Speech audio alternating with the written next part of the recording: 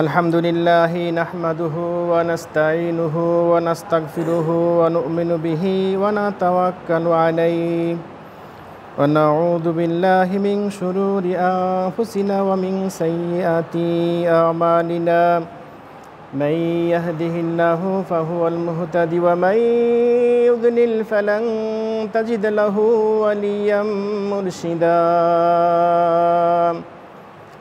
ونشهد أن لا إله إلا الله وحده لا شريك له ونشهد أن سيدنا وحبيبنا ومولانا محمد عبده ورسوله أرسله بالحق بشيرا ونذيرا وداعيا إلى الله بإذنه وسراجا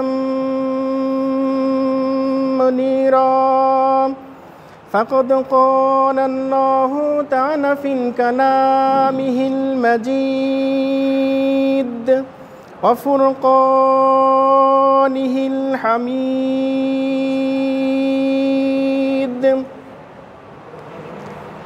أعوذ بالله من الشيطان الرجيم. بسم الله الرحمن الرحيم.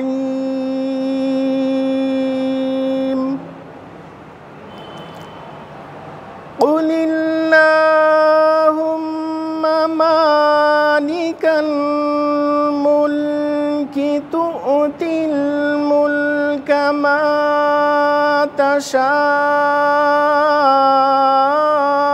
وتنزع الملك ممن تشاء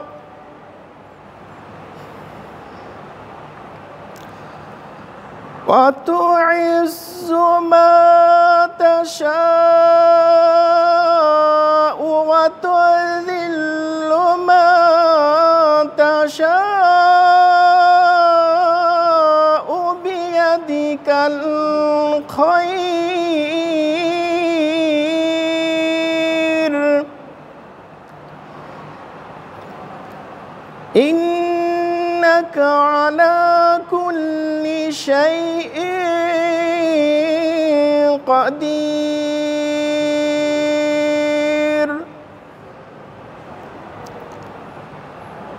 تولج الليل في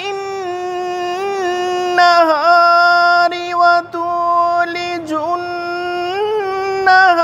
النهار في الليل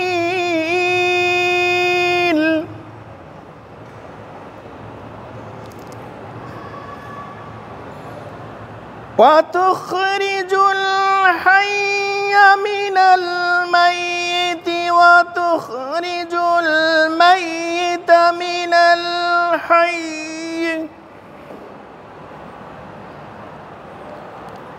وترزق من تشاء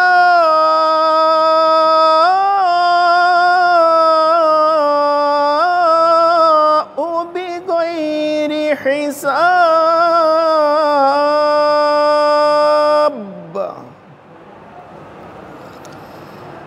نحمده ونصلي على رسوله الكريم أما بعد. মাগরিবের সালাত অন্তে তাফসিরুল কোরআন মাহফিলে আল্লাহ রব্বুল আলামিন আমাদেরকে বসার সৌভাগ্য দিয়েছেন। এই জন্য আল্লাহ রব্বুল আলামিনের শুকরিয়া জ্ঞাপন করি। সবাই বলি আলহামদুলিল্লাহ। অতঃপর শত সহস্র লাখো কোটি দরুদ ও সালাম পেশ করছি নবী মুহাম্মদ সবাই বলি সাল্লাল্লাহু আলাইহি ওয়াসাল্লামের উপর। ইয়া রব্বুল আলামিন তুমি কবুলে মঞ্জুর করে নাও। সম্মানিত উপস্থিতি, আমি আপনাদের সামনে সূরা আল ইমরানের 26 এবং 27 নম্বর আয়াত তিলাওয়াত করেছি। যদি আল্লাহ রাব্বুল আলামিন আমাকে সক্ষমতা দেন তাহলে আমি আপনাদের সামনে এই দুটো আয়াত নিয়ে কথা বলার চেষ্টা রাখবো ইনশাআল্লাহ। ওমা তৌফিকি ইল্লা বিল্লাহ। সম্মানিত উপস্থিতি, পবিত্র কোরআনের প্রত্যেকটি আয়াত সূরা ফাতিহা থেকে শুরু করে সূরা নাস পর্যন্ত ৬৬৬৬টি আয়াত অথবা ৬২৫৬টি আয়াত, প্রত্যেকটি আয়াতই এক একটি ক্ষমতা বহন করে, যেই ক্ষমতার বিশ্লেষণ দেওয়া মানুষের জন্য অসম্ভব, কেবলমাত্র নবী মুহাম্মদ সাল্লাল্লাহু আলাইহি সাল্লামের জন্যই সম্ভব ছিল। এরপরও আল্লাহ রাব্বুল আলামিন যেহেতু বলেছেন পবিত্র কোরআনকে আমি মানুষের জন্য সহজ করে দিয়েছি, সুতরাং এটি সহজ। As a Muslim we think the Holy Quran is very easy to understand. আমরা মুসলিমরা এটা যেহেতু আল্লাহ বলেছেন সহজ বোঝা, তাই আমরা এটা অবশ্যই এটা মানি যে এটা সহজ বোঝা। এছাড়াও আল্লাহ রাব্বুল আলামিনের ভাষায় আমরা বুঝতে পারি শুধু মুসলিমরা নয়, এটা মানব জাতির জন্য সহজ করে দিয়েছেন। সুতরাং জ্ঞান অর্জনের জন্য মানব জাতির সে যেই হোক না কেন, সে যে ধর্মেরই অনুসারী হোক না কেন, পবিত্র কোরআন তার জন্য বোঝা সহজ। আর পবিত্র কোরআনের কাছে যখন মানুষ আসে, সে যেই হোক না কেন, সে কোরআনের কাছে আত্মসমর্পণ করতে বাধ্য হয়। পবিত্র কোরআনের এই আল ইমরানের ২৬ এবং ২৭ নম্বর এই দুটো আয়াত দুইটি অত্যন্ত পাওয়ারফুল আয়াত। আমি বললাম ৬২৫৬টি আয়াতই পাওয়ারফুল। এছাড়াও বিশেষ বিশেষ কারণে আল্লাহ রাব্বুল আলামিন কিছু কিছু আয়াতকে ভিন্ন রকম মর্যাদা দিয়েছেন। তার মধ্যে এই দুটো আয়াতকে আরও মর্যাদা আল্লাহ রাব্বুল আলামিন ওই সমস্ত আয়াতের মধ্যে শামিল করে দিয়েছেন। আমরা এর মধ্যে বিশ্লেষণ দেখলে বুঝতে পারবো যে আসলে আল্লাহ কেন এই দুটো আয়াত মুহাম্মদ সাল্লাল্লাহু আলাইহি ওয়াসাল্লামের উপর নাজিল করলেন, যা আমাদের জন্য অত্যন্ত শিক্ষণীয় বিষয় রয়েছে। প্রেক্ষাপট পঞ্চম হিজরি। পঞ্চম হিজরি আমরা জানি যে নবী মুহাম্মদ সাল্লাল্লাহু আলাইহি ওয়াসাল্লাম মক্কা হতে যখন মদিনায় চলে আসলেন, মদিনায় চলে এসে একটি ইসলামী রাষ্ট্র কায়েম করার সুযোগ পেলেন। আল্লাহ রাব্বুল আলামিন সে সুযোগটা করে দিলেন। তবে সব মানুষ কি ইসলামের কাছে, আল্লাহর কাছে আত্মসমর্পণ করেছিলেন মদিনার? না, করেননি। পঞ্চম হিজরি পর্যন্ত আমরা দেখতে পাই যে মদিনাতে নবী মুহাম্মদ সাল্লাল্লাহু আলাইহি সাল্লামের কাছে আত্মসমর্পণ করেছেন এবং বায়াত গ্রহণ করেছেন, ইসলামের ছায়াতলে এসেছেন। তাদের সংখ্যা হলো মূলত ৩,০০০। মদিনাতে ৩,০০০ মুসলিম নিয়ে মূলত ইসলামের অভিযান চলছে। ইসলামিক রাষ্ট্র কায়েমের বা ইসলামী রাষ্ট্র বাস্তবায়নের পরিকল্পনা সার্থক হয়েছে। এদিকে হঠাৎ একটি ইহুদি গোষ্ঠী মদিনার থেকে বহিষ্কার হলো। যখন মদিনার থেকে বহিষ্কার করে যখন বাইরে চলে গেল, বহিষ্কৃত হয়ে যখন চলে গেল, অর্থাৎ নির্বাসন হয়ে গেল, নির্বাসন হওয়ার ফলে এরা নেতৃত্ব শ্রেণীর কিছু মানুষ তাদের সাথে ছিল, তারা মক্কার মানুষের সাথে একতা ঘোষণা করল। তারা মক্কার বিভিন্ন পর্যায়ের আবু সুফিয়ান আছেন, তারপরে আবু জাহিল, তারপরে উতবা, সাইবা, মহিলাদের মধ্যে হিন্দা, এই সমস্ত ব্যক্তিগুলোকে নিয়ে পরামর্শ করলেন যে মদিনাতে একটি দুর্ভিক্ষ চলছে, এই সময় মদিনা আক্রমণ করার একটা চূড়ান্ত সময় হতে পারে, পর্যায় হতে পারে, আক্রমণের পর্যন্ত সুযোগ খুব ভালো হতে পারে। যে এই সময় যেহেতু দুর্ভিক্ষ চলছে, দুর্ভিক্ষর ফলে তারা খাদ্য খাবার নিয়ে একটু সমস্যার মধ্যে আছে এবং যুদ্ধ যদি চাপিয়ে দেওয়া হয়, ওরা একদিকে খাদ্য খাবার নিয়ে বড় সংকটের মধ্যে আছে, আর যুদ্ধ যখন চাপিয়ে দেওয়া হবে তখন ওরা সহজেই আত্মসমর্পণ করবে, আর এর ফলে ইসলামকে দুনিয়া থেকে চিরতরে বিদায় করে দেওয়া সম্ভব হবে। নাউজুবিল্লাহ, এরকম চিন্তাভাবনা তারা করছে। মুহাম্মদ সাল্লাল্লাহু আলাইহি ওয়াসাল্লামের কাছে খবর চলে আসলো যে মক্কাতে বিভিন্ন গোষ্ঠীর ইহুদি, মুশরিক, খ্রিস্টান, অমুসলিম যারা যারা আছে সবাই এরা এক হয়ে গেছে। মুশরিকরা এবং অর্থোডক্স খ্রিস্টানরা এরা কখনোই এক হয় না, এদের মধ্যে একটা সংঘর্ষ সবসময় আছে। কিন্তু খবর চলে আসলো যে সকল শ্রেণীর অমুসলিমরা এক হয়েছে, অর্থাৎ ওরা একটা যৌথ বাহিনী গঠন করেছে। যৌথ বাহিনী গঠন করলে যেমন আমরা বর্তমান মানে সভ্যতাতে বলি যে ন্যাটো বাহিনী, নর্থ আটলান্টিক ট্রিটি অর্গানাইজেশন, এরা যুদ্ধের বিপক্ষে, কোথাও অভিযান নিলে যুদ্ধের পক্ষে ইত্যাদি বিভিন্ন রকম কার্যক্রম পরিচালনা করে থাকে। ঠিক এইভাবে করে যৌথ বাহিনী গঠন করে তাদের সংখ্যা দাঁড়ালো 10,000। আর মদিনাতে মুসলিমদের সংখ্যা প্রত্যেকটা মুসলিমই এক একজন সৈনিক, 3,000 সংখ্যা। এই 10,000 সৈনিক আসছে 3,000 মুসলিম সেনার সাথে লড়তে, এবং দুর্ভিক্ষের কারণে খুব সহজেই এদেরকে পর্যদস্ত করা যাবে এই সিদ্ধান্ত তাদের। এরপরে মুহাম্মদ সাল্লাল্লাহু আলাইহি সাল্লাম সাহাবাদেরকে নিয়ে চিন্তা ভাবনা করলেন যে যুদ্ধে কিভাবে মোকাবেলা করা যায়। বিভিন্ন সিদ্ধান্ত আসলো, সাহাবারা বিভিন্ন পরামর্শ দিলেন। এর মধ্যে সালমান আল ফারসি রাদিয়াল্লাহু আনহু তিনিও যথেষ্ট পরিমাণে ভূমিকা রেখেছিলেন। কিছু জয়ীফ হাদিসে এসেছে, কিছু সহিহ হাদিসে এসেছে।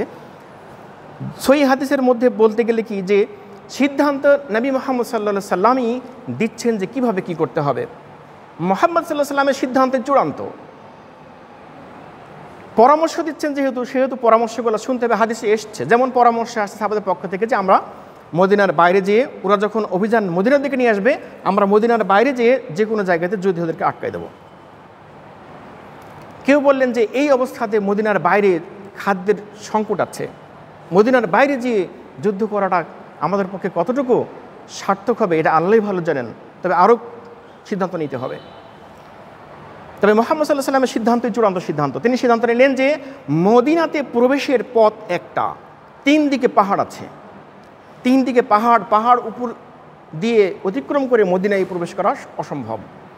আর পাহাড়ের মাঝখানে একটা পথ আছে, যেই পথ অতিক্রম করে মদিনাতে আসতে হয় সবাইকে, যেই মদিনায় আসবে ওই পথ দিয়ে আসতে হয়। ওইখানে দীর্ঘতম একটা পথ আছে, যেই পথে মুহাম্মদ সাল্লাল্লাহু আলাইহি সাল্লাম সিদ্ধান্ত নিলেন যে যদি আমরা এই পথটাকে কোনোরকমভাবে আটকাতে পারি। সিদ্ধান্তটা বলার সাথে সাথেই সালমান আল ফারসি রাদিয়াল্লাহু আনহু তিনি বললেন যে এইটা খুব ইন্টেলেকচুয়াল হতে পারে, যে এর চাইতে বড় সিদ্ধান্ত আর হতে পারে না। তাহলে কিভাবে সম্ভব এই পথটাকে বন্ধ করা? 2 পাহাড়ের মাঝখানে একটা দীর্ঘ পথ আছে, এই পথটাকে বন্ধ করে দিতে পারলে বা তাদের আসার পথটাকে যদি রোধ করা যায়, তাহলে ওদের সাথে আমরা মদিনায় বসে যুদ্ধ করতে পারবো। সিদ্ধান্ত চূড়ান্ত হয়ে গেল। সালমান ফারসি বললেন, যদিও হাদিসটা একটু দুর্বল, তারপরও বর্ণনার ক্ষেত্রে বিবরণের সাথে মিল থাকায় অনেকে বলেছেন এটা সহিহ হাদিস। যেমন তিনি বলছেন যে ফ্রান্সে বা পারস্য সাম্রাজ্যে যখন যুদ্ধ হতো, এদের একটা যুদ্ধ বা রণকৌশল ছিল যে পরীক্ষা খনন করা, দীর্ঘ গভীর করে একটু পরীক্ষা খনন করে সেখানে অবস্থান নিয়ে শত্রুদের পরাজিত করা, এটা একটা কৌশল তাদের ছিল। তিনি পরামর্শটাকে খুব সহজেই আল্লাহ রাসূলের পক্ষ থেকে গ্রহণ করে নিলেন এবং সর্বসম্মত ক্রমে সিদ্ধান্ত হলো যে এটাই চূড়ান্ত, যে 2 পাহাড়ের মাঝখানে যে দীর্ঘ পথ আছে এই পথটাকে পরীক্ষা খননের মাধ্যমে বন্ধ করে দিতে হবে। অর্থাৎ মদিনাকে আসার কোনো সুযোগ তাদেরকে দিতে হবে না। মদিনার বাইরে তারা অবস্থান করুক, যা করবে সেখান থেকে করুক, আর ওখান থেকে যখন এদিকে আসতে চাইবে আমরা সেটাকে সহজেই প্রতিরোধ করতে পারবো। সিদ্ধান্ত চূড়ান্ত হলো। পরীক্ষা খননের কাজ শুরু হয়ে গেল, অর্থাৎ খাল খননের কাজ শুরু হয়ে গেল। 10 জন করে সাহাবী ভাগ করে দেওয়া হয়েছে। 1000 জন সৈনিকের দায়িত্ব আছে, বিভিন্ন জন বিভিন্ন দায়িত্বে আছে। মূলত খাল খননের দায়িত্বে 1000 জন আছেন। 1000 জন খাল খননের দায়িত্ব নেওয়ার মধ্যে বিভিন্ন পর্যায়ের বড় বড় নেতৃত্বে যারা আছেন, তার মধ্যে যে যতই নেতৃত্বে থাক, যে যতই গায়ে শক্তি রাখুক খনন কাজে, তার মধ্যে সবাই জানেন যে মুহাম্মদ সাল্লাল্লাহু আলাইহি সাল্লামের চাইতে এত মহাবীর আর কেউ নেই। তার গায়ে যে শক্তি আল্লাহ দিয়েছেন, এইটার সাথে তুলনা করা সম্ভব না। অনেকে খুঁড়তে খুঁড়তে হাঁপাই যাচ্ছেন, পাথর খুঁড়তে খুঁড়তে কারোর কুড়াল, কারোর পাথর খননের যে যন্ত্রপাতিগুলো, কোদাল আমরা স্বাভাবিকভাবে আমাদের দেশে বলে থাকি, এই যন্ত্রগুলো অনেকের ভেঙে গেছে। সালমান ফার্সি রাদিয়াল্লাহু আনহু নিজেই যখন গভীরে নেমেছেন, একটা পাথর এতভাবে আটকিয়ে গেছে, খুবই সাংঘাতিকভাবে বড় পাথর এবং মানে ভয়ানক একটা পাথর, কোনোরকমভাবে কয়েকটি কুড়াল ভেঙেছে, কয়েকটি কোদাল ভেঙে গেছে, সাহস হয়নি আর কারোর ওটাকে ভাঙবে, কোনো রকম সম্ভব হয়নি। এবার কাফেলা যেই মুহাম্মদ সাল্লাল্লাহু আলাইহি ওয়াসাল্লামকে বলছেন, ইয়া রাসূলুল্লাহ, আমরা একটা পাথরকে ভাঙতে পারিনি। এবার মুহাম্মদ সাল্লাল্লাহু আলাইহি ওয়াসাল্লাম এগিয়ে আসলেন যে চলো দেখি। বিবরণে কোনো কোনো হাদিসে দেখা যাচ্ছে যে মুহাম্মদ সাল্লাল্লাহু আলাইহি ওয়াসাল্লাম নিজে নেমে পড়লেন, সাথে সালমান ফার্সিও নেমে পড়েছেন। আচ্ছা, আবার কোনো কোনো বর্ণনা এসছে যে মুহাম্মদ সাল্লাল্লাহু আলাইহি ওয়াসাল্লাম একাই নেমেছিলেন। তো যাক, যেভাবেই হোক ওখানে নামতে হয়েছে, মুহাম্মদ সাল্লাল্লাহু আলাইহি ওয়াসাল্লাম নেমেছেন। নেমে আল্লাহু আকবার বলে যখন একটি আঘাত করেছেন পাথরটিকে, পাথরের উপরে আঘাত যখন লেগেছে, তখন পুরো মদিনা এবং ওইদিকে যে কাফেররা আসছে সবাই এমন একটা বিদ্যুতের চমক হয়েছে, যেটির বিবরণ কেবল ওখানে যারা আছেন শুধু তারাই বলতে পারেন। যে গোটা মদিনা, এই মক্কা থেকে মদিনার দূরত্ব 425 কিলোমিটার বা 450 কিলোমিটার, এই পুরো মদিনার এরিয়াটা মক্কা পর্যন্ত পৌঁছে যাওয়ার মতো অবস্থা, এইরকম একটা চমক, আলোর ঝলকানি বেরোয় এসেছে। এই আলোর সাথে সবাই দেখছে আলোটা, আর মুহাম্মদ সাল্লাল্লাহু আলাইহি ওয়াসাল্লাম দেখছেন ভিন্ন রকম কিছু। যেই আল্লাহু আকবার বলে প্রথম আঘাতটা দিয়েছেন, আঘাত দেওয়ার সাথে সাথে বাইরের সব মুসলিম অমুসলিম সবাই আলোর ঝলকানি দেখেছে। আর মুহাম্মদ সাল্লাল্লাহু আলাইহি ওয়াসাল্লাম দেখেছেন সেটা হলো যে প্রথম আঘাতে তাকে দেখানো হলো যে শ্যাম সাম্রাজ্যের সব দালান কোঠা, বাড়িঘর, তার সম্পদের চাবি মুহাম্মদ সাল্লাল্লাহু আলাইহি ওয়াসাল্লামের হাতে চলে আসছে এবং তাকে দেখানো হচ্ছে। ঠিক আমরা এখন ভিডিও কনফারেন্সে অনেক কিছু দেখতে পাই, তখন ওই অবস্থাতে জিবরিল আলাইহিস সালাম ভিডিও কনফারেন্সের মধ্যে দেখিয়ে দিয়েছিলেন যে শাম সাম্রাজ্যের সমস্ত অংশ আপনার নিয়ন্ত্রণে, আপনার অধিকারে চলে আসছে। আলহামদুলিল্লাহ। এবার আল্লাহু আকবার বলে দ্বিতীয় যখন আঘাতে হেনেছেন, প্রথম আঘাতে পাথরটার কিছুটা পরিবর্তন এসেছিল, দ্বিতীয় আঘাতে কিছুটা পরিবর্তন আলো, ঠিক অনুরূপভাবে ঝলকানি দেখা গিয়েছে। সবাই আলো দেখতে পেয়েছেন, কিন্তু শত্রুপক্ষ এই ভিন্ন রকম আলোর আভাস পেয়ে তারা কিন্তু ভয় পেয়ে গেছে যে এইটা কেন, এরকম আলো আসছে কেন, এটা তো ভয়ানক কিছু সংবাদ দিচ্ছে। যাক, অনেকে তাদের যুদ্ধ বা রণকৌশলটা অনেকটাই দুর্বল হতে যাচ্ছে এভাবে করে। যাক, দ্বিতীয় আঘাতে সবাই আলো দেখেছেন, মুহাম্মদ সাল্লাল্লাহু আলাইহি ওয়াসাল্লাম দেখেছেন ভিন্ন কিছু। কি দেখলেন? দ্বিতীয় আঘাত দেখলেন যে পারস্য সাম্রাজ্যের সব চাবিকাঠি, সব ক্ষমতা আল্লাহ রাসূলের হাতে চলে আসছেন। আলহামদুলিল্লাহ। এইবার আল্লাহু আকবার বলে তৃতীয় আঘাত যখন দিয়েছেন, তখন পাথরটি ভেঙে চুরমার হয়ে ধূলিকণায় রূপান্তর হয়ে গেছে এবং ঠিক আগের মতো আলোর ঝলকানি চারিদিকে ছড়িয়ে পড়েছে। সবাই আলো দেখেছে, মুহাম্মদ সাল্লাল্লাহু আলাইহি ওয়াসাল্লাম দেখেছেন ভিন্ন কিছু। তিনি কি দেখলেন? তিনি দেখলেন যে রোমান সাম্রাজ্য, যেটা কনস্টান্টিনোপল, আজকের রোম সাম্রাজ্য, যেটা রোমান সাম্রাজ্য, সব তাদের সাম্রাজ্য মুহাম্মদ সাল্লাল্লাহু আলাইহি ওয়াসাল্লামের হাতে চলে আসছে। আল্লাহু আকবার। পরীক্ষা খননের কাজ শেষ হয়ে গেল। বিভিন্ন আনাচে কানাচে ইহুদিরা, খ্রিশ্চানরা মুসলিমদের কাজ দেখে তারা হাসি ঠাট্টা তামাশা করত যে পেটে খাবার নেই, আর দেখো কি করে, দেখো এদের কাজ দেখো। এবার মুহাম্মদ সাল্লাল্লাহু আলাইহি ওয়াসাল্লাম যখন পরীক্ষার গভীর থেকে উঠে নিচে উপরে যখন উঠে এসছেন, এসে বিবরণ দিলেন ঘটনার, তখন ইহুদি খ্রিস্টান যারা আছে তাদের কানে কানে সব কথা সারা মদিনায় মক্কাতে পৌঁছায় গেল যে মুহাম্মদ এখন নতুন পাগলামি শুরু করেছে। নাউজুবিল্লাহ। কীরকম নতুন পাগলামি? যে মুহাম্মদ নাকি তার অনুসারীদেরকে পরীক্ষা খনন করছে, এই খাবার নেই, পেটে খাবার নেই, পেটে পাথর বেঁধে পরীক্ষা খনন করছে, খাবার নেই, খাবে কি? আর তার অনুসারীদেরকে ভুল বোঝাচ্ছে কি যে আমরা শ্যাম সাম্রাজ্য দখল করব, আমাদের অধিকারে আসবে, পারস্য সাম্রাজ্য আমাদের অধিকারে আসবে, রোম সাম্রাজ্য আমাদের অধিকারে আসবে, এই নিয়ে হাসি ঠাট্টা তামাশা চলছে। তো আল্লাহ রাব্বুল আলামিন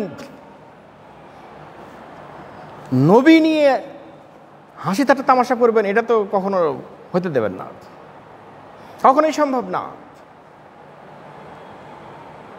এই কথা চারিদিকে যখন ছড়াই ছিটাই পড়ল, তখন বিজ্ঞ যারা আছেন এরা সিদ্ধান্ত নিল যে ব্যাপারটা কি, মুহাম্মদ যা বলে সেটা কিন্তু ভেবেচিন্তেই বলে। এরপরে আবার যেহেতু তাদের সাথে শয়তান আছে, শয়তান কুপরামর্শ দিচ্ছে যে আরে মুহাম্মদ কি করবে, এর একটা ছোট্ট একটা মদিনার মতো একটা জায়গাতে ইসলামিক স্টেট কায়েম করেছে, যার অনুসারী হলো 3000, আর সে নাকি বলে যে শাম সাম্রাজ্য দখল করবে, রোমান সাম্রাজ্য দখল করবে, আবার পারস্য সাম্রাজ্য দখল করবে। এটাকে কল্পনা করা যায়? তারা এটাকে হাসি ঠাট্টা তামাশা চলে ছেড়ে দিয়েছে। এরপর ইতিমধ্যে এই প্রেক্ষাপটে আল্লাহ রাব্বুল আলামিন এই শয়তানদের বাতিল শক্তির জবাব দেওয়ার জন্য আল্লাহ রাব্বুল আলামিন জিবরাইলকে পাঠালেন। জিবরাইল এসে মুহাম্মদ সাল্লাল্লাহু আলাইহি ওয়াসাল্লামকে জানালেন। কি বললেন? জিবরাইল আলাইহিস সালাম শিখিয়ে দিলেন, কুল, জিবরাইল বললেন যে কুল কুলিল্লাহুম্মা মালিকাল মুলকি তুতিল মুলকা মান তাশা ওয়া তানজিউল মুলকা মিম্মান তাশা ওয়া তুইজ্জু মা তাশা ওয়া তানজিউল মুলকা মা তাশা। এই আয়াত নিয়ে হাজির হয়ে গেলেন। জিবরাইল আলাইহিস সালাম বললেন, কুল, হে নবী আপনি বলুন। কাকে বলবেন? যারা আপনাকে নিয়ে কটাক্ষ করেছে, যারা আপনাকে নিয়ে সমালোচনা করছে, তাদেরকে বলুন আল্লাহুম্মা মালিক, আল্লাহুম্মা মালিকাল মুলক,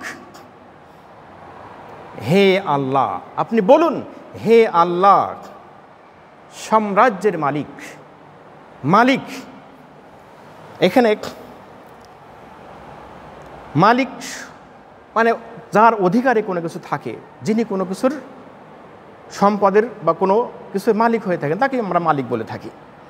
আর আল্লাহ বলছেন যে মালিকাল মুলকি, সাম্রাজ্যের, মুলক, মুলক মানে সাম্রাজ্য, আর মুলকি যখনই জের জবক্ত হচ্ছে তখনই সাম্রাজ্যের, সাম্রাজ্যের মালিক হে আল্লাহ। আল্লাহ বা তার পরিচয় দিচ্ছেন, কে আল্লাহ? আপনি বলুন যে হে আল্লাহ, হে আল্লাহ, কে সে আল্লাহ? মালিক, মালিকাল মুলকি, সাম্রাজ্যের মালিক এই আল্লাহ, এই আল্লাহকে আপনি বলুন। যিনি সাম্রাজ্যের মালিক সেই মালিককে আপনি বলুন। কি বলবেন? তুতিল মুলকা মান তাশা,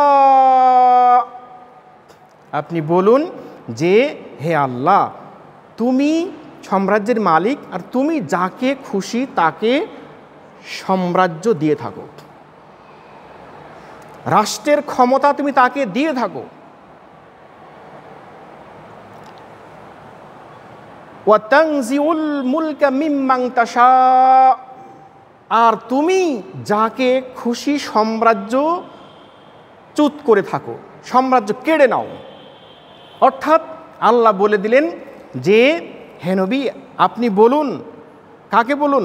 সবাইকে বলে দিন যে সাম্রাজ্যের মালিক আল্লাহ, তিনি যাকে খুশি তাকে সাম্রাজ্য দেন আর যাকে খুশি তার থেকে সাম্রাজ্য কেড়ে নেন। সুতরাং সাম্রাজ্য নিয়ে গর্ব করার মানুষের কোনো অধিকার নেই। যদি সে মানুষ হয় তাহলে তাকে ভাবতে হবে যে সাম্রাজ্যের মালিক আল্লাহ, এই সাম্রাজ্য যাকে দেওয়া হয়েছে তিনি যদি সেই আল্লাহকে যদি অস্বীকার করে থাকেন তাহলে সেই সাম্রাজ্য থাকবে না, কখনোই থাকবে না। আল্লাহ এর মধ্যে যে বাণী দিয়ে দিলেন সেই বাণীটা এটাই যে আমি আপনাকে যে কৌশল দেখিয়েছি, যে কৌশলের মধ্যে ছিল কি যে শ্যাম সাম্রাজ্য আপনার কাছে আসবে অচিরে, আর রোমান সাম্রাজ্য আসবে, পারস্য সাম্রাজ্য আসবে। এই সাম্রাজ্য তাদের অধিকারে রাখার কোনো অধিকার আমি তাদেরকে দিই নাই, কারণ আমি সৃষ্টিকর্তা, তাদেরকে সৃষ্টি করেছি, তাদের ক্ষমতা দিয়েছি, তাদেরকে সাম্রাজ্য সুন্দর করার যত কৌশল আমি দিয়েছি, কিন্তু এই ক্ষমতা আমি দিই নাই যে আমার উপর নাফরমানি করবে, আমার সাথে বিশ্বাসঘাতকতা করবে আর আমি সাম্রাজ্য তাদেরকে দিয়ে রাখবো, এইটা ভেবে নিতে পারবে না। মক্কার জীবনে মুহাম্মদ সাল্লাল্লাহু আলাইহি সাল্লাম যখনও মদিনায় আসেননি তখন আল্লাহ বলেছিলেন যে আলিফ লাম মিম গুলিবাতির রোম, সূরা রোমের মধ্যে আল্লাহ বলেছিলেন যে রোম সাম্রাজ্য ধ্বংস হয়ে গেছে। এই কথা শুনে আরবরা, অমুসলিমরা হেসেছিল, কটাক্ষ করেছিল, বিভিন্ন ধরনের মন্তব্য করেছিল যে মুহাম্মদ সাল্লাল্লাহু আলাইহি সাল্লাম কি বলেন যে রোম নাকি ধ্বংস হয়ে গেছে। রোম যেভাবে করে অবস্থান করছে এর চিন্তাই করে না, যায় না যে রোম ধ্বংস হয়ে যাবে, কারণ রোম ধ্বংস হয়ে গেছে। ওখানে ইঙ্গিত আল্লাহ দিয়েছিলেন যে রোম ধ্বংস হয়ে গেছে, পারস্য বিজয় অর্জন করেছে। এর ফলে কুরাইশরা, আরাবিয়ানরা অনেক খুশি। কী কারণে? ওরাও মুশরিক, এরাও মুশরিক, এরা পারস্যরা অগ্নিপূজক, এরাও অগ্নিপূজককে সমর্থন করে। আল্লাহ বললেন যে গুলিবাদের রোমের ধ্বংস খুব সন্নিকটে। তখন সেখানেও তারা বাকবিতণ্ড করেছিলেন। ওখানে আল্লাহ একটা বীজ শব্দ ব্যবহার করেছেন যে 9 থেকে সর্বোচ্চ 9 বছরের মধ্যে ধ্বংস হবে। আর পারস্য বিজয়ের ফলে যে মুশরিকরা খুশি হয়েছে আর রোম ধ্বংসের ফলে এবার মুসলিমরা খুশি হবে, সেখানে একটা স্ট্রাকচার দেওয়া ছিল। যাক, আমি ওইদিকে যাচ্ছি না, আমি এদিকে ফিরে আসতে চাচ্ছি। তো আল্লাহ রাব্বুল আলামিন ক্ষমতা যাদেরকে দিয়ে থাকেন সেই ক্ষমতার যদি অপব্যবহার হয়ে থাকে, ক্ষমতা যদি আল্লাহ রাব্বুল আলামিনের দেওয়া বিধান অনুযায়ী না চলে, ও ক্ষমতা টিকবে না, ওটা থাকবে না, কখনোই থাকবে না। আল্লাহ রাব্বুল আলামিন ক্ষমতা দিয়েছিলেন ইউসুফ আলাইহিস সালামকে, ক্ষমতা তো কেড়ে নেন নেই, ক্ষমতা তিনি যথাযথভাবে বাস্তবায়ন করেছেন। কেন? তার কাছে বিধান ছিল, বিধানের কখনো তিনি অপমর্যাদা করেন নেই, ক্ষমতা মৃত্যু পর্যন্ত তিনি টিকিয়ে রেখেছেন। ক্ষমতা দিয়েছেন সুলাইমান আলাইহিস সালামকে, কই ক্ষমতা তো অপব্যবহার হয়নি। কোনো মানুষ তো সেখানে অন্যায় পথে জুলুম নির্যাতন করতে পারেনি, ন্যায় বিচারের মাধ্যমে সব কিছু কার্যক্রম চলেছে। ইউসুফ আলাইহিস সালামকে ক্ষমতা দিয়েছেন আল্লাহ, সেটাতে বাস্তবায়ন হয়েছে, মৃত্যুর আগ পর্যন্ত ক্ষমতাকে তিনি সেভাবে টিকিয়ে রেখেছেন। নবী মুহাম্মদ সাল্লাল্লাহু আলাইহি ওয়াসাল্লামকে ক্ষমতা আল্লাহ দিচ্ছেন, তবে নবী মুহাম্মদ সাল্লাল্লাহু আলাইহি ওয়াসাল্লামের ক্ষমতাটা ভিন্ন রকম ক্ষমতা। এই ক্ষমতা চলবে কিয়ামত পর্যন্ত। যদি আমরা মুসলিমরা যদি নবী মুহাম্মদ সাল্লাল্লাহু আলাইহি ওয়াসাল্লামের বিধান থেকে, আল্লাহ দেওয়া বিধান থেকে যদি দূরে সরে যায়, তাহলে কিন্তু আমাদের সর্বনাশ আমরাই ডেকে আনবো। এর মধ্যে আমরা পাবো কিভাবে করে? আল্লাহ বলছেন ওয়াতুইজ্জু মান তাশাউ ওয়া তাযিউল মান তাশা। আল্লাহ বলছেন তুইজ্জু মান তাশা, আমি সম্মান দিয়ে থাকি, আমি মানুষকে ইজ্জত দিয়ে থাকি। যাকে ক্ষমতা দিলাম তাকে সম্মান দিলাম, সে সম্মানীয় ব্যক্তি। এই সম্মানীয় ব্যক্তি যদি সম্মান ধরে রাখতে না পারে তাহলে আমি কি করি? ওয়া তুযিল্লু মান তাশা, আর আমি তাকে অপমান অপদস্থ করি, সেই সম্মানটা আমি ধূলিসাৎ করে দিই, সম্মান আমি কেড়ে নিই। তাহলে সম্মান দেওয়ার মালিক আল্লাহ, সম্মান কেড়ে নেওয়ার মালিকও আল্লাহ। কেন সম্মান দিয়েছি? যদি সম্মানের অপব্যবহার করে থাকে তাহলে সেই সম্মান টিকবে না। এইখানকার ব্যাখ্যা বিশ্লেষণ প্রত্যেকটা মানুষই এর আওতাভুক্ত। আমরা ফ্যামিলিতে বসবাস করি, আমাদের পরিবার রয়েছে, আমরা প্রত্যেকে এক একটি পরিবারের পক্ষ থেকে প্রধান। যিনি প্রধান তাকে আল্লাহ ক্ষমতা দিয়েছেন, তাকে আল্লাহ সম্মান দিয়েছেন। এই সম্মান বজায় রাখার দায়িত্ব ওই পরিবারের প্রধানের। বাবা হিসেবে সন্তানের দায়িত্ব পালন করতে হবে। বাবা হিসেবে একজন সে ওইখানকার শাসক, যদি সে শাসন ক্ষমতা পরিচালনা করতে আল্লাহর বিধান দিয়ে পরিচালনা করতে যদি ব্যর্থ হয়, আল্লাহ কিন্তু ছেড়ে দেবেন না। আল্লাহ কিন্তু এই ব্যক্তিকে ছেড়ে দেবেন না। বা আমি একজন পিতা, আমি যদি আমার সন্তানকে পরিচালনা করতে ব্যর্থ হই, তাহলে আমার সম্মান আমি নষ্ট করলাম, আমার ক্ষমতা আমি নষ্ট করলাম। শুধু যে শাসন ক্ষমতায় শাসককে বসালাম, দায়ভার তার, নো, এটা না। সারা বিশ্বের প্রত্যেকটি মানুষই নিজ নিজ জবাবদিহিতা রয়েছে, এবং এই জবাবদিহিতার বাইরে কেউ নয়। সেটাই আল্লাহ এই আয়াতের মধ্যে ব্যাখ্যা করে বুঝিয়ে দিয়েছেন। আর আল্লাহ বলছেন কি, বিয়াদিকাল খায়র, সাম্রাজ্য দি, সম্মান কেড়ে নি, সাম্রাজ্য কেড়ে নি। কিন্তু আল্লাহ এখানে বললেন যে বিয়াদিকাল খায়র, আর যত কল্যাণ আছে সব কল্যাণ আমার পক্ষ থেকে, আমারই পক্ষ থেকে সমস্ত কল্যাণকর কিছু প্রদান করা হয়ে থাকে, সবার কাছে পৌঁছানো হয়ে থাকে কল্যাণকর কিছু। আল্লাহ কিন্তু এই বিয়াদিকাল খায়র পর্যন্ত শেষ করেছেন। আর আরেকটা কিন্তু ওই যে ওয়া তুযিল্লু মান তাশা, অসম্মান আল্লাহ দিয়ে দেন, এই অসম্মান আল্লাহর পক্ষ থেকে আসে, এটা কিন্তু বললেন না। আল্লাহ বললেন যে বিয়াদিকাল খায়র, শুধু কল্যাণ আল্লাহর পক্ষ থেকে আসে, তাহলে অকল্যাণ কার পক্ষ থেকে আসে? এটা কিন্তু আল্লাহ উজ্জ্ব রাখলেন। এইটা নবী মুহাম্মদ সাল্লাল্লাহু আলাইহি ওয়াসাল্লাম বুঝতে বাকি থাকেনি, সাহাবাদের বুঝতে বাকি থাকেনি। কারণ অকল্যাণকর বস্তু আল্লাহর পক্ষ থেকে আসে না, ওটা আমার নিজস্ব অর্জন। বিধান আল্লাহ দিয়েছেন, আমার অকল্যাণ হয়েছে, ওর জন্য দায়ী আমি।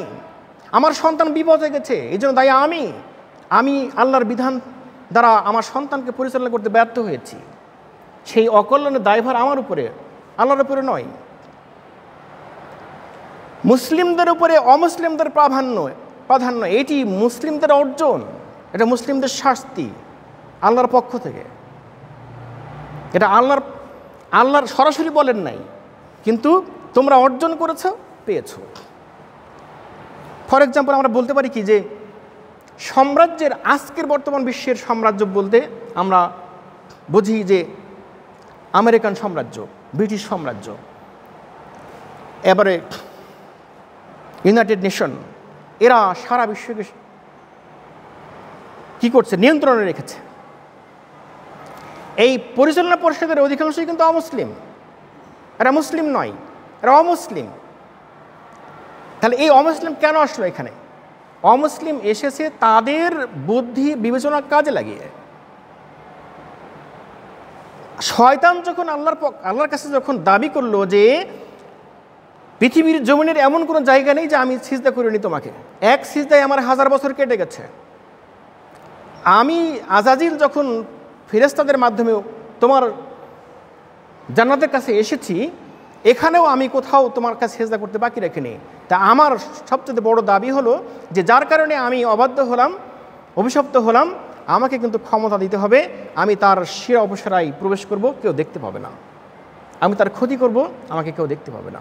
আল্লাহ বললেন ক্ষমতা দিলাম, কিন্তু আমার যারা সবচেয়ে অনুগ্রহপ্রাপ্ত ব্যক্তি, তাদের তুমি কিছুই করতে পারবে না, তাদের তুমি কিছুই করতে পারবে না। আজকে শয়তানের অনুপ্রেরণায় অমুসলিমরা তাদের বুদ্ধি বিবেচনা সব কিছু কাজে লাগিয়ে তারা মুসলিমদের উপরে খবরদারি করছে, সাম্রাজ্য বাস্তবায়ন করেছে। আর আমরা সেটা পারছি না। কী কারণে? আমরা আমাদের বিধান থেকে অনেক দূরে সরে পড়েছি। পবিত্র কোরআনই হলো সংবিধান, মুসলিমদের সংবিধান একটাই। আজকে বর্তমান বিশ্বে যে সমস্ত মুসলিম দেশগুলো আছে, আমরা কি বলতে পারবো যে আমাদের সংবিধান পবিত্র কোরআন? আমাদের কোনো লিখিত সংবিধান নাই, আল্লাহর কোরআনই সংবিধান। তাহলে এইটা যদি বলতে পারি তাহলে ওকে, আমরা আল্লাহর বিধানের উপর আছি। যখনই আমরা আল্লাহর কোরআনকে বিধান হিসেবে মানছি না আর আল্লাহর কোরআনকে বড় হিসেবে মানছি না, না মেনে আমার নিজের বুদ্ধি বিবেচনা খাটিয়ে আমি যদি সংবিধান লিখছি, তখন তো আমি কোরআনের চাইতে আমার নিজের বুদ্ধি বিবেচনাকে বড় মনে করছি। সুতরাং সবচেয়ে বড় শিরক হলো এটাই, আল্লাহ শিরকের কখনো কোনো মাফ করবেন না। শিরক তো আমরা শিরক খুঁজে বেড়াই যে শিরক কোথায় আছে। আমি তো শিরক করি না, আমার মধ্যে শিরক নাই, আমি শিরক করি না। হ্যাঁ, শিরক তো নাই আমার মধ্যে, কী করে আমি বুঝবো শিরক? শিরক এতই অন্ধকারভাবে আমার মধ্যে লুকিয়ে আছে, আমি তো খুঁজে পাই না। আমি যে মানব রচিত সংবিধানকে রাষ্ট্রের সংবিধান হিসেবে বাস্তবায়নের সহযোগিতা করে যাচ্ছি, আমি শিরক খুঁজে পাচ্ছি না। আল্লাহ সবচেয়ে বড়, মসজিদে বলছি আল্লাহু আকবার বলে সালাত আদায় করছি, আজান দিচ্ছি, আর অন্য সকল ক্ষেত্রে আমি এই আল্লাহু আকবারকে বাস্তবায়ন দিচ্ছি না, কোরআনকে আমি সেভাবে করে সে মর্যাদা দিচ্ছি না। তাহলে অমুসলিম তো আমাদের উপর প্রাধান্য বিস্তার করবেই, এটা স্বাভাবিক, করেছেও তাই। যাক, আমি আবার ফিরে আসছি আমাদের আলোচনাতে। আল্লাহ বললেন বিয়াদিকাল খায়র, সকল কল্যাণ আসে আল্লাহর পক্ষ থেকে। যদি সাম্রাজ্যের সব কিছু মুসলিমদেরকে দেওয়া হয়, এটা আল্লাহর পক্ষ থেকে কল্যাণকর। সুতরাং এটা অসম্ভব কিছু নয়, এটা কল্যাণকর কিছু আল্লাহ দিতে যাচ্ছেন। ইন্নাকা আলা কুল্লি শাইইন কাদির, আল্লাহ বলছেন আল্লাহ সব কিছুর উপর ক্ষমতাবান, সব কিছুতে ক্ষমতা রাখেন। পারস্য সাম্রাজ্যকে, রোম সাম্রাজ্যকে, শাম সাম্রাজ্যকে সব কিছু ইসলামের কাছে মুহাম্মদ সাল্লাল্লাহু আলাইহি ওয়াসাল্লামের হাতে দিয়ে দিতে আল্লাহর ক্ষমতা আল্লাহ রাখেন, এই ক্ষমতা আল্লাহ রাখেন। এটাই আল্লাহ বোঝাতে চাচ্ছেন। তবে এই যে দাবি আল্লাহর পক্ষ থেকে মানুষের মধ্যে, আল্লাহ তো বললেন যে আল্লাহুম্মা, আল্লাহুম্মা, হে আল্লাহ, মানে বলতে বলছে তো, আল্লাহ তো বলতে বলছে তোমরা বলো। তাহলে কি এইটা এমনভাবে আল্লাহ ভাষা ব্যবহার করেছেন যে এই ভাষাটা কিয়ামত পর্যন্ত সকল মানুষের জন্য প্রযোজ্য। যতদিন পর্যন্ত পৃথিবী টিকে থাকবে ততদিন পর্যন্ত এই বাণী অক্ষত অবস্থায় থাকবে। যেখানেই আল্লাহর আইন বাস্তবায়ন হবে ওখানে বিজয় শুধুমাত্র এই আয়াতের মাধ্যমেই সম্ভব।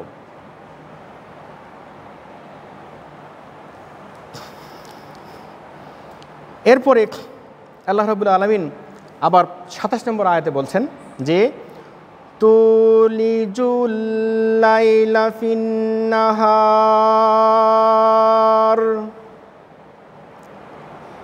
আমার ক্ষমতা, আল্লাহ বলে আগে বললেন যে সব কিছুর উপর ক্ষমতা আমি রাখি, তাই আমি যাকে খুশি তাকে সাম্রাজ্য দিতে পারি। কেমন ক্ষমতা রাখি? ক্ষমতাটা বুঝে নাও।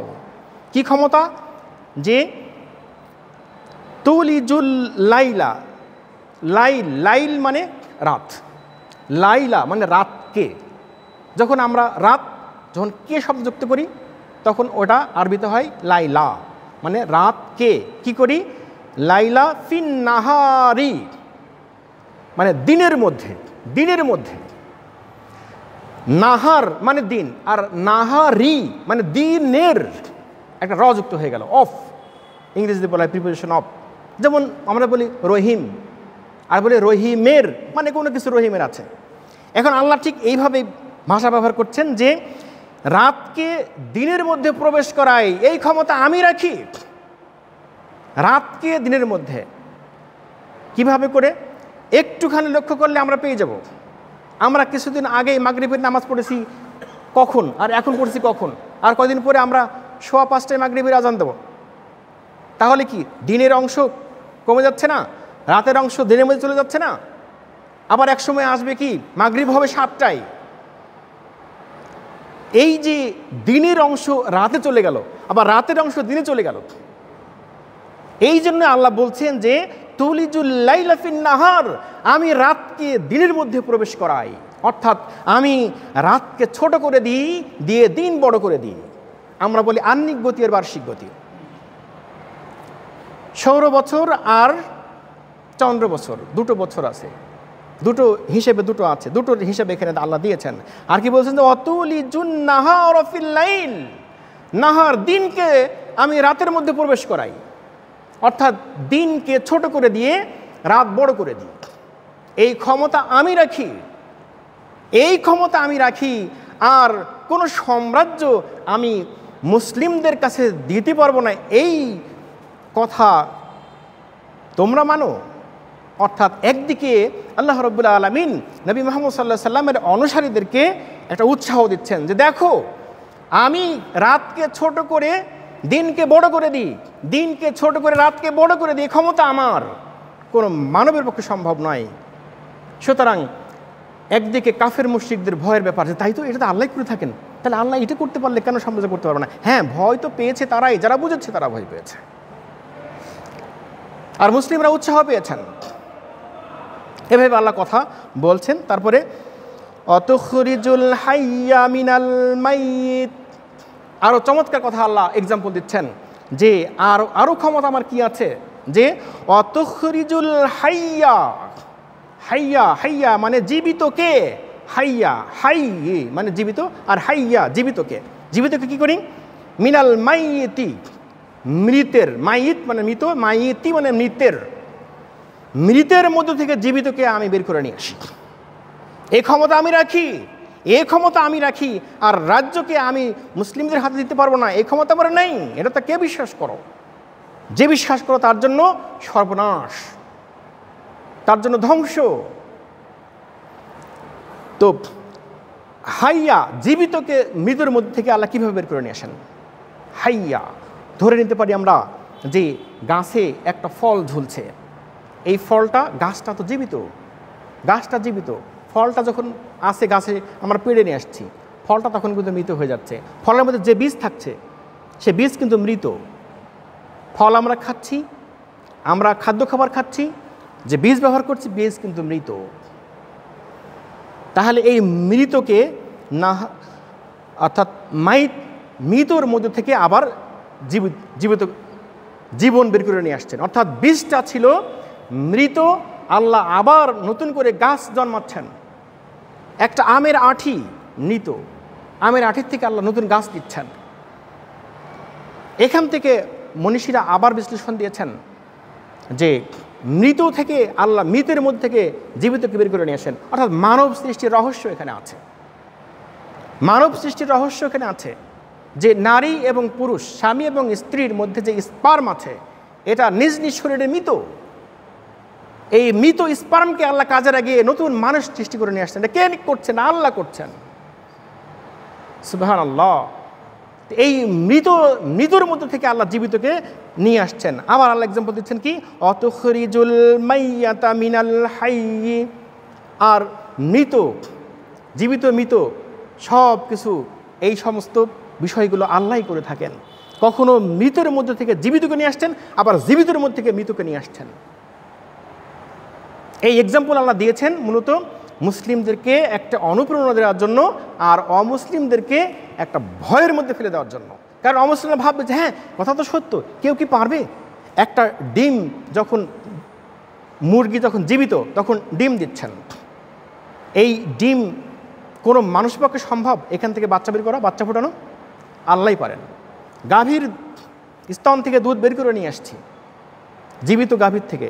এবার দুধটা, যে ব্যক্তি গাভীর স্তন থেকে দুধ সংগ্রহ করলেন, এইবার ওই স্তন দিয়ে আবার দুধ ফেরত দিত? সম্ভব? অসম্ভব। তাহলে জীবিত গাভীর থেকে দুধ নিয়ে আসলাম, দুধটা এখন তো মৃত, ওর আর কোনো কাজ নাই, যেটা হবে সেটা মানুষের খাদ্য হবে। এই সমস্ত কাজ আল্লাহর পক্ষ থেকে আসে, আল্লাহ করেন। তাহলে এটা অনুপ্রেরণা দিয়েছেন মুসলিমদেরকে আল্লাহ এভাবে করে, যে দেখো এগুলো আমি করি তো, তাহলে এইটা আমার পক্ষে সম্ভব। সুতরাং সাম্রাজ্য মুসলিমদের কাছে দেওয়া সম্ভব নয় কেন আমার পক্ষে?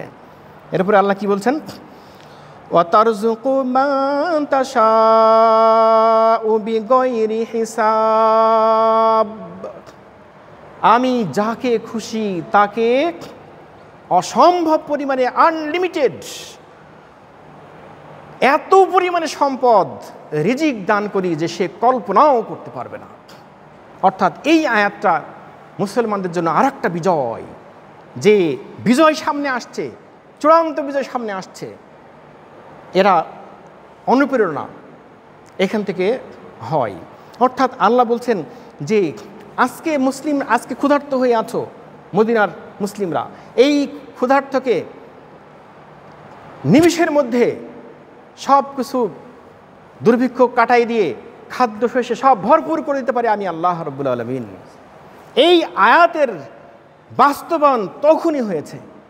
কিভাবে করে? এই আয়াতের বাস্তবায়ন তখনই যখন মূলত যুদ্ধ চলছে, অর্থাৎ ওখানে খন্দকের যুদ্ধ চলছে, পঞ্চম হিজরিতে খন্দকের যুদ্ধ যখন চলছে, যখন 10,000 সৈনিক নিয়ে যৌথ বাহিনীর ওই মদিনার পরীক্ষার কাছে আটকাই গেছে, এদিকে মুসলিমরা তীর নিক্ষেপ করছে, 10 জন ওদের মৃত্যুবরণ করেছে, আবার এদিকে মুসলিমরা 6 জন শহীদ হয়েছে। এই অবস্থার কার্যক্রম চলছে, প্রচণ্ড ক্ষুধার মধ্যে কার্যক্রম চলছে, পরীক্ষা করণের কাজ চলছে। এই আয়াতের বাস্তবায়নটা লাস্টের আয়াতের বাস্তবায়ন আল্লাহ তখন দিয়েছেন কীভাবে করে? সহিহ হাদিসের মধ্যে এসেছে যে জাবের রাদিয়াল্লাহু আনহু তার বাড়িতে এসে স্ত্রীকে বলছেন যে আমাদের একটা বকরি আছে, এক্ষুনি জবাই করতে হবে। তিনি জবাই করলেন, জবাই করে বললেন যে খাদ্য কি পরিমাণ আছে? বলল যে এই 3-4 জনের রুটি হবে, এইরকম একটু আটা আছে। বলল যে তাই হবে, ঠিক আছে, যা আছে ওটা দিয়ে তুমি কাজ শুরু করো। নবীর পেটে দেখলাম পাথর বেঁধে তিনি পরীক্ষা খননের কাজ করছেন। আমার দেখে এত খারাপ লাগলো যে আমার একটা বকরি আছে, আমার ঘরে খাবার আছে, নবী এভাবে কষ্ট পাচ্ছেন, আমার সহ্য হচ্ছে না। এবার তিনি চুপ করে যেয়ে নবী মুহাম্মদ সাল্লাল্লাহু আলাইহি ওয়াসাল্লামের কানে কানে বলছেন, ইয়া রাসূলুল্লাহ, আপনি এবং আর কয়জন? এই কয়জনকে আমি একটু বাসাতে যেয়ে একটু খাওয়াতে চাই, খুব কাজে ব্যস্ত আছেন, আমি কয়জনকে যেয়ে আপনাকে মানে খাওয়াতে পারলে আমি খুব খুশি হই। এটা সহিহ সনদে বিবরণ এসছে, এর মধ্যে কোনো ভুল নেই, সঠিক বিবরণ এসছে এখানে। এটা আবু যার গিফারি রাদিয়াল্লাহু আনহু থেকে বিবরণটা আসছে। তো এইবার রাসূলুল্লাহ সাল্লাল্লাহু আলাইহি ওয়াসাল্লাম কী করলেন? তিনি হাত উঁচু করলেন যে প্রিয় সাহাবীরা আমার, জাবের দাওয়াত দিয়েছে, জাবেরের দাওয়াতে যেতে হবে। আলহামদুলিল্লাহ, জাবের তো শুকাই গেছেন যে আমি রাসূলুল্লাহকে কী বললাম? বললাম যে ইয়া রাসূলুল্লাহ, আপনি এবং আর 2-1 জন নিয়ে আমি খাওয়াতে চাই, একটু চলেন। জাবের তাড়াতাড়ি দৌড়ে দিয়েছেন বাড়িতে, দিয়ে রান্না কাজ চলছে। এদিকে মূল দায়িত্বে আছেন 1000 জন সৈনিক, রাসূলুল্লাহ সাল্লাল্লাহু আলাইহি ওয়াসাল্লাম সহ সবাই মোটামুটি চলে আসছেন লাইন ধরে। আল্লাহ রাসূল নির্দেশনা দিয়েছেন যে কীভাবে আসবে। আচ্ছা, লাইন দেখে জাবের রাদিয়াল্লাহু আনহু চিন্তিত হয়ে গেলেন যে আল্লাহ, আমি এখন কি করি? আমি কি ভুল বললাম নাকি? আমি কি এইরকমই বললাম যে ইয়া রাসূলুল্লাহ সবাইকে দাওয়াত দিয়েছি, আপনি বলুন? আমি মনে হয় এটাই বলেছি। মানে উনি আর মিলাতে পারছেন না যে কী হলো। কিন্তু জাবের রাদিয়াল্লাহু আনহু তার ব্রেনে এত কমতি কিছু না যে না আমি এইটা বলি না, এটাই বলেছি। কিন্তু আল্লাহ রাসূল যা বলেছেন এইটা বলেছেন, সুতরাং রাসূল যা বলেছেন সেটাই হবে। এইবার রাসূলুল্লাহ সাল্লাল্লাহু আলাইহি ওয়াসাল্লাম আসলেন, এসে জাবের রাদিয়াল্লাহু বললেন যে জাবের, তোমার খাবার কি নামাইছো নাকি চুলের থেকে? যে ইয়া রাসূলুল্লাহ, খাবার নামানো হয়নি। তাহলে নামানো দরকার নেই, ওখানে থাক। আর কি করছো? ইয়া রাসূলুল্লাহ, রুটি বানানো হচ্ছে। ঠিক আছে, বানাতে থাকো, রুটি বানাতে থাকো, আর তুমি বকরি জবাই করেছো, দিতে থাকো, রুটি আর গোশত দিতে থাকো। সাহাবারা খাচ্ছেন, নিচ্ছেন, খাচ্ছেন, চলে যাচ্ছেন, খাচ্ছেন, চলে যাচ্ছেন। একজন সাহাবী পরিতৃপ্ত সহকারে খাচ্ছেন, চলে যাচ্ছেন, খাচ্ছেন, চলে যাচ্ছেন। 1000 জন সাহাবী পরিতৃপ্ত সহকারে ওই একটা বকরির গোশত খেয়েছে, এবং ওই 3-4 জনের রুটির আটা ছিল, জাবের রাদিয়াল্লাহু মিসেস বানাই যাচ্ছেন, শেষ হচ্ছে না। সবাই 1000 জন খেয়ে গেলেন, খাবার আবার আগের মতো রয়ে গেল। আলহামদুলিল্লাহ, এই যে এই আয়াতের বাস্তবায়ন আল্লাহ তখনই করে দিয়েছেন যে আল্লাহ যাকে খুশি এভাবে করে নির্বিচারে রিজিক দিয়ে থাকেন, কিন্তু কোথা থেকে কীভাবে সেটা সে কল্পনাও করতে পারবে না। তবে বিষয়টা কি, যে আল্লাহর বিধান মতে চলতে হবে, হালাল পর্যায়ে উপার্জন করতে হবে, উপার্জিত সম্পদের জাকাত দিতে হবে। জাকাত মানে বৃদ্ধি। আমি সম্পদ বৃদ্ধি করতে চাই, তাহলে আমাকে বিধান অনুযায়ী জাকাত দিলে সম্পদ বৃদ্ধি হয়ে যাবে। 1 লক্ষ টাকা আছে, আমাদের 2.5% জাকাত দিতে হবে, 2,500 টাকা জাকাত দিতে হবে, কমে গেল তো? নো, এরকম না। 30 লক্ষ টাকা আছে, জাকাত দিতে হবে 60,000 টাকা, 70,000 টাকা কমে গেল, 60,000 টাকা, 70,000, না, নেভার, কখনোই না। এটা বৃদ্ধি হয়ে গেল, কীভাবে বৃদ্ধি হলো এটা আল্লাহই জানেন। আল্লাহ বলেছেন বৃদ্ধি, সুতরাং বৃদ্ধি দিলাম না, আমি ধ্বংস করলাম, আমার সম্পদ নষ্ট হতে চলেছে। এই দুটো আয়াত অত্যন্ত ক্ষমতাধর আয়াত। সহিহ সনদে বিবরণ এসছে যে মুয়াজ রাদিয়াল্লাহু আনহুম ইনি একটা বিখ্যাত সাহাবী। যুদ্ধের দামামা বাজানোর জন্য মুয়াজকেই আল্লাহ রাসূল ব্যবহার করতেন। এই মুয়াজ রাদিয়াল্লাহু আনহু জুমার সালাতে অনুপস্থিত। জুমার সালাতে মুয়াজ নেই। আল্লাহ রাসূল সাহাবীদের কোনো সাহাবী জুমাতে নেই মানে খোঁজ নেন, এই সাহাবী জুমাতে নেই কেন, গেছে কোথায়? জাবের মুয়াজ রাদিয়াল্লাহু আনহু তিনি ওয়াক্ত মসজিদ, তার একটু মসজিদ দূর হওয়ার কারণে, মসজিদের নবী দূর হওয়ার কারণে তিনি ওখানেই অন্যদেরকে নিয়ে জামাত করেন। তবে তার মাথায় টার্গেট এরকম যে নবীর সাথে জামাতে সালাত আদায় করে দৌড় দিতেন, যাই তার মহল্লায় আবার ইমামতি করতেন। কিন্তু নবীর পেছনে নামাজ পড়ার নেশাটা তার কখনোই তিনি মিস করতেন না। এই সাহাবী জুমাতে অনুপস্থিত। খোঁজ নিলেন, শুধু খোঁজ নয়, সাহাবাদেরকে নিয়ে একেবারে হাজির হয়ে গেলেন মুয়াজ রাদিয়াল্লাহু আনহুর বাড়িতে। মুয়াজ ভীত সন্ত্রস্ত হয়ে বিধ্বস্ত অবস্থায় বেরিয়ে আসছেন, ইয়া রাসূলুল্লাহ, কেন এসেছেন বুঝতে পেরেছি, আমি জুমাতে হাজির হতে পারি না কেন, ব্যাখ্যা আমি দিচ্ছি। ব্যাখ্যাটা হলো এই যে আমার অনেক ঋণ হয়ে আছে। ঋণটা এক ইহুদির কাছ থেকে আমি টাকা ঋণ করেছিলাম, কিছু ধার নিয়েছিলাম, ঋণটা আমি সময়মতো পরিশোধ করতে পারিনি। জুমাতে আমি যাচ্ছি, সে রাস্তায় আমার বাধা হয়ে দাঁড়িয়েছে। আজকে মুয়াজকে আমি অপমান করবই, ওকে হয় আমার টাকা দেবে, না হলে আমি ওকে আজকে বাড়িতে বেরোতে দেবো না। মুয়াজ রাদিয়াল্লাহু আনহু ওটা দেখে ভয় পেয়ে গেছেন যে ও আজকে আমাকে অপমান করবে, ও আজকে আমাকে যেভাবে হোক মারপিট করবে, আমার কিছু করার নেই, কারণ আমি ঋণী ওর কাছে, ও যদি আমাকে মারে আমার কিছু করার নেই। তাই ভয়ে তিনি বাড়িতে এসে আত্মগোপন করে আছেন আর বের হননি। এইবার ওই ব্যক্তি চলে গেছে যে মুয়াজ আজকে এইবার তা আসতো না, কারণ জুমার দিন জামাতে যাবে এই আশাই ছিল। তখন রাসূলুল্লাহ সাল্লাল্লাহু আলাইহি ওয়াসাল্লাম শুনলেন, শুনে বললেন যে মুয়াজ, দুটো আয়াত তুমি পাঠ করো। কোন দুটো আয়াত? এই যে এই দুটো আয়াত, সূরা আল ইমরানের 26 নম্বর আয়াত এবং 27 নম্বর আয়াত। এই মুয়াজ রাদিয়াল্লাহু আনহু এই দুটো আয়াতকে এমনভাবে আল্লাহ রাসূল বললেন, বলার সাথে সাথে এমনভাবে তিনি তেলাওয়াত শুরু করলেন, তারপর থেকে এর উপরে আমল শুরু করলেন। তিনি আল্লাহর কাছে কিছু চাইলে আগে এইটা বলতেন, এই দুটো আয়াত পাঠ করতেন, মনের গভীর থেকে, অন্তরের অন্তঃস্থল থেকে তিনি পাঠ করতেন। এটা ইসমে আজম হিসেবে পাঠ করতেন। অর্থাৎ সব আয়াত কিন্তু ইসমে আজম নয়, সব আয়াত আল্লাহর ক্ষমতাকে ওইভাবে প্রকাশ করে না যেভাবে করে প্রকাশ করে এই দুটো আয়াত। অর্থাৎ ঋণ থেকে মুক্তি পাওয়ার জন্য আল্লাহ রাসূল বললেন, শিখাই দিলেন যে এই দুটো আয়াত পাঠ করো এবং আল্লাহকে বলো। এইবার এই মুয়াজ রাদিয়াল্লাহু আনহু এর উপরে আমল করতে যে তার সব ঋণ পরিশোধ হয়ে গেল, তিনি এত সম্পদের মালিক হয়ে গেলেন, পরে আবার যাকাত দেওয়া শুরু করলেন। আলহামদুলিল্লাহ।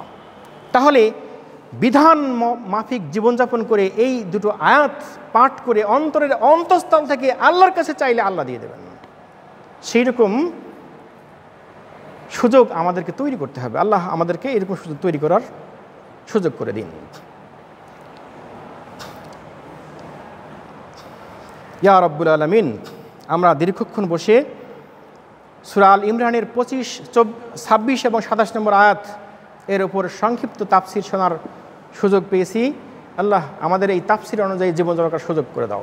ইয়া রাব্বুল আলামিন, সারা পৃথিবীতে যে সাম্রাজ্য তুমি দিয়েছ, এই সাম্রাজ্যগুলো মুসলিমদের হাতে তুমি দিয়েছিলে, আবার ফিরিয়ে আনার সুযোগ করে দাও। আল্লাহুম্মা আমিন। সাম্রাজ্যগুলো পৃথিবীতে যখন যে সাম্রাজ্যগুলো আল্লাহ রাব্বুল আলামিন ঘোষণা দিলেন যে শাম সাম্রাজ্য আসবে, রোমান সাম্রাজ্য আসবে, পারস্য সাম্রাজ্য আসবে, আমি আরেকটু কথা বলে শেষ করবো ইনশাল্লাহ। কীভাবে করে আসবে? আল্লাহ রাসূল 10ম হিজরিতে দুনিয়া ছেড়ে চলে গেলেন, তখনও কিন্তু শাম সাম্রাজ্য আসেনি, পারস্য আসেনি, রোমান আসেনি, কিন্তু অভিযান তো বন্ধ হয় নাই। অভিযান বন্ধ হয় নাই। আল্লাহ রাসূলের মৃত্যুর 17 থেকে 20 বছরের মধ্যে শাম সাম্রাজ্যের সবগুলো ইসলামের দখলে চলে এসছে, ইসলাম বাস্তবায়ন হয়েছে। এক পরিসংখ্যানে দেখা যায় যে রোমান সাম্রাজ্য 20% সারা পৃথিবীর, পারস্য সাম্রাজ্য 20%, দুটো মিলে 40%, আর next 60% all over the world. এই গোটা বিশ্ব এক সময়তে মুসলিমদের হাতে চলে আসে আল্লাহ রাসূলের মৃত্যুর পর 17 থেকে 20 বছরের মধ্যে। এবং মূলত রোম সাম্রাজ্য, কনস্টান্টিনোপল বিজয় দেরি হয়। প্রথম অভিযান চলে, ব্যর্থ হয়। দ্বিতীয় অভিযান চলে, ব্যর্থ হয়। তৃতীয় অভিযান চলে, সেটাও ব্যর্থ হয়।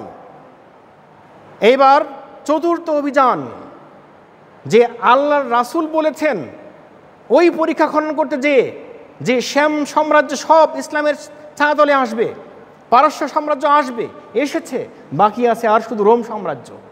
এখানে সবচেয়ে বড় বিষয় ছিল কি, যে কনস্টান্টিনোপল বিজয় করা খুব দুঃসহ একটা ব্যাপার ছিল। মুহাম্মদ আল ফাতহ এই শাসক যখন মধ্যপ্রাচ্যে আসলেন, মুহাম্মদ আল ফাতহ, এনার নাম ছিল মুহাম্মদ দ্য সেকেন্ড, নাম ছিল দ্বিতীয় মুহাম্মদ দ্য সেকেন্ড। এরপরে এর নামের সাথে যুক্ত করা হলো মুহাম্মদ আল ফাতহ। ইনার নেতৃত্বে তিনি 50,000 সৈনিক নিয়ে রোম সাম্রাজ্য আক্রমণ করলেন। 822 হিজরিতে, দেখেন 10ম হিজরিতে মুহাম্মদ সাল্লাল্লাহু আলাইহি ওয়াসাল্লামের মৃত্যু হলো, আর 822 এবং 855 এর মধ্যে এক চূড়ান্ত বিজয় আসলো। এবং আজকের বিশ্ব জানে যে মুহাম্মদ সাল্লাল্লাহু আলাইহি ওয়াসাল্লামকে আল্লাহ ওইখানে পরীক্ষা খনন করতে যে 3টা বিষয় দেখিয়েছিলেন, সবগুলো ইসলামের ছায়াতলে এসেছে। সর্বশেষ এসেছে কনস্টান্টিনোপল, অর্থাৎ রোম এর রাজধানী কনস্টান্টিনোপল, ইস্তাম্বুল যেটা বলি আজকে বর্তমান হায়া সোফিয়া, আমরা নাম শুনেছি হায়া সোফিয়া। হায়া সোফিয়াতে সব খ্রিস্টানরা, এখানে অ্যাংলিকান চার্চ পিপল এবং Roman church people, Roman Catholic church people সবাই ওখানে আত্মগোপন করেছিল এই হায়া সোফিয়ার মধ্যে। আর মুহাম্মদ আল ফাতহ তার সেনাবাহিনী নিয়ে এই যে মানে এত বিশাল প্রাচীর ছিল, যেই প্রাচীরটা আমরা এখন 10 তলা বিল্ডিং তৈরি করি, এটা 75 ফিট থেকে 80 ফিট পর্যন্ত। আর ওইখানে তাদের সুরক্ষা প্রাচীর এখনও আছে, এরকম 10 তলা বিল্ডিংয়ের সমান প্রাচীর ছিল। ওই প্রাচীর ভেদ করে মুসলিমদের যাওয়া খুব কষ্টকর ছিল। শেষ পর্যন্ত এই মুহাম্মদ আল ফাতহ তার প্রযুক্তিতে তিনি রণকৌশল পরিবর্তন করে তিনি সব মুসলিম সৈনিকদেরকে এমনভাবে তৈরি করলেন, এই দূর থেকে, অনেক দূর থেকে এই 10 তলা ভবন পর্যন্ত উচ্চ এই প্রাচীরকে তিনি নতুন করে সিঁড়ি তৈরি করলেন। সিঁড়ি করে এই হাজার হাজার সৈনিক ভিতরে নিয়ে শেষ পর্যন্ত 50,000 পর্যন্ত সৈনিক ওখানে প্রবেশ করাইছেন, দিয়ে গোটা ইস্তাম্বুল দখল করে যখন যে সম্রাট ছিল ওই সম্রাটকে তাদের সৈনিকরা বলল যে আপনি কি করছেন, আমাদের পক্ষে সম্ভব নয়, মুসলিমদের সেনাপতি আমরা দেখলাম মুহাম্মদ সে নিজে যুদ্ধ করছে আর আপনি বসে আছেন, আপনি এখনও বসে থাকবেন। তিনি তার সিংহাসনের সব পোশাক ফেলে দিলেন, দিয়ে যুদ্ধাস্ত্র হাতে নিলেন। তিনি যুদ্ধের বর্ম পরিধান করলেন, সৈনিকদের সাথে মিশে গেলেন, হায়া সোফিয়ায় প্রবেশ করলেন, সবাইকে ডাকলেন যে আসো প্রার্থনা করো, মুসলিমদের কাছ থেকে আমাদের এই রাজধানী রক্ষা করতে হবে। কিন্তু আর সুযোগ নেই। এরপরে ইতিহাস সাক্ষী দিচ্ছে ওই ইস্তাম্বুলের রোমান সাম্রাজ্যের সম্রাট কোথায় পালিয়ে গেছেন, আর আল্লাহ নোজ, তিনি আর ওখানে অবস্থান করেননি। এরপরে মুসলিমরা প্রবেশ করে হায়া সোফিয়ায় ঢুকে প্রথম 2 রাকাত সলাত আদায় করলেন মুহাম্মদ আল ফাতহ এর নেতৃত্বে। সলাত আদায় করার পর ঘোষণা দিলেন যে আজকে থেকে হায়া সোফিয়া, যেটা খ্রিস্টানদের সবচেয়ে বড় গির্জা, বিশ্বের সবচেয়ে বড় গির্জা, সেখানে সলাত আদায় করেছেন তিনি। এবং আজ পর্যন্তও এই মাঝে একটু সমস্যা ছিল হায়া সোফিয়া নিয়ে, আবার করোনার মধ্যে আবার বিজয় হয়েছে, এখন আজান হচ্ছে, সলাত আদায় হচ্ছে সেখানে। এই পূর্ণাঙ্গ বিজয় এই 2 আয়াতের উপরে যে আল্লাহ দেখিয়েছিলেন, 3টা সাম্রাজ্য, শ্যাম সাম্রাজ্য, পারস্য সাম্রাজ্য, রোমান সাম্রাজ্য, পূর্ণাঙ্গ বিজয় মুসলিমদের হাতে এসেছে। এরপর আমরা আবার তাহলে এখন বর্তমান কোথায় আছি, আমাদের স্থান কোথায় সেটা আমরা নিজেরাই জানি। আমরা আজকে অমুসলিমদের দ্বারা পরিচালিত, তবে এই অমুসলিমদের দ্বারা পরিচালিত সবসময় থাকবে না। আমরা আজকে নতুন বাংলাদেশের প্রেক্ষাপট দেখতে চাচ্ছি, কিন্তু না, প্রেক্ষাপট এখন আল্লাহর পক্ষ থেকে আসে নাই, অসম্ভব আসে নাই। মুসলিমরা শুধু বাংলাদেশ কেন, ভারতীয় উপমহাদেশের একবার লক্ষ্য করে দেখুন, ভারতীয় উপমহাদেশকে মুসলিমরা শাসন করেছেন। সেই শাসনের আল্লাহ রাসূলের সেই বিজয়ের ফসলিতে আজকে আমরা মুসলিমরা, তাহলে আমাদের এই অবস্থা কেন? যাই হোক, এই আয়াতের প্রেক্ষাপট আবারও বলে যে ইসলামের বিজয় আসছে, আসবে, ইনশাআল্লাহ আসবে। শুধু বাংলাদেশে নয়, সারা বিশ্বে ইসলামের বিজয় আসবে। এই দুই আয়াতের বিশ্লেষণ এটাই বলে। আজকের অমুসলিমদের যে ক্ষমতা, এই ক্ষমতা পদদলিত হবে। আল্লাহ রাসূল বলেছেন যে আমার একজন মাহাদি আসবে, যেই মাহাদি গোটা বিশ্বকে পরিচালনা করবে, দায়ভার পাবে আল্লাহর পক্ষ থেকে। আমরা সেই অপেক্ষায় থাকলে হবে না। আমাদেরকে যদি বসে থাকতে হয় যে আল্লাহ মাহাদি পাঠাবেন, সেই মাহাদির অপেক্ষায় আছি, না, আল্লাহ আমাদেরকে ছেড়ে দেবেন না, আমাদের জবাব দিতে হবে। আমাদেরকে শিরক থেকে বেরিয়ে আসতে হবে। এটাও একটা শিরক যে আমি অন্যের উপর নির্ভরশীল হচ্ছি। না, কোরআন তো আমার হাতে আছে, শক্তি আমার হাতে আছে, পাওয়ার আমার হাতে আছে, এটি আমাকে ব্যবহার করতে হবে। যাক, আল্লাহ রাব্বুল আলামিন পবিত্র কোরআনের ক্ষমতা সকল মুসলিমদের মধ্যে সঠিকভাবে বুঝে উঠে সেভাবে কাজ করার সক্ষমতা দান করুন, আমিন। ইয়া রাব্বুল আলামিন, আমাদেরকে তুমি কবুলে মঞ্জুর করে নাও। ইয়া রাব্বুল আলামিন, তাম দুনিয়ার সমস্ত মুসলিম মুমিন মুমিনাদেরকে পবিত্র কোরআন এবং নবী মুহাম্মদ সাল্লাল্লাহু আলাইহি সাল্লামের সহিহ সুন্নাহ মতো জীবন গঠনের সৌভাগ্য দান করো। ইয়া রাব্বুল আলামিন, তাম দুনিয়ার সমস্ত মুসলিম শাসকদেরকে পবিত্র কোরআন অনুযায়ী সংবিধান বাস্তবায়ন করার সক্ষমতা দান করো। ইয়া রাব্বুল আলামিন, সকল অমুসলিম শাসকদেরকে পবিত্র কোরআনকে বোঝার সক্ষমতা দান করো। ইয়া রাব্বুল আলামিন, তাম দুনিয়ার সমস্ত মুসলিম মুমিন মুমিনাদেরকে পবিত্র কোরআন আর নবী মুহাম্মদ সাল্লাল্লাহু আলাইহি সাল্লামের সহিহ সুন্নাহ মতো জীবন গঠনের সৌভাগ্য দান করো। আল্লাহুম্মা আমিন। ইয়া রাব্বুল আলামিন, তাম দুনিয়ার জমিনের উপরে এমন একজন জিলকার নাইন দাও, যিনি মুনাফিকদের নির্মিত সকল মূর্তি এবং মিথ্যাসমূহ ভেঙে চুরমার করে দিয়ে সঠিক ইসলাম সম্পর্কে বিশ্ববাসীকে বুঝিয়ে দেবে। আল্লাহুম্মা আনসুর মান নাসারা দীনা মুহাম্মদ সাল্লাল্লাহু আলাইহি ওয়াসাল্লাম ওয়াখযুল মান খাযালা দীনা মুহাম্মদ সাল্লাল্লাহু আলাইহি ওয়াসাল্লাম। সুবহান রাব্বিকা রাব্বিল ইজ্জাতি আম্মা ইয়াসিফুন ওয়া সালামুন আলাল মুরসালিন ওয়ালহামদুলিল্লাহি রাব্বিল আলামিন। সুবহানাকা আল্লাহুম্মা ওয়া বিহামদিক আশহাদু আল্লা ইলাহা ইল্লা আনত আস্তাগফিরুকা ওয়া আতুবু ইলাইক। আসসালামু আলাইকুম ওয়া রাহমাতুল্লাহ।